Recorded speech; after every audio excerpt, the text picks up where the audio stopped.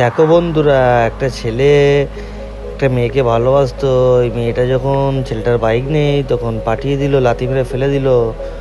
এবারে দেখো এই ছেলেটা ফের নিজে কাঠ করে নিয়ে এলো, কাঠ করে নিয়ে আসার পর নিজেই একটা গাড়ি তৈরি করছে। দেখো বন্ধুরা, এটা কি করছে, কাঠটা কেটে নিল। এই কেটে নেওয়ার পর এবার জয়েন করবে। এই দেখো খালি কি করছে ছেলেটা।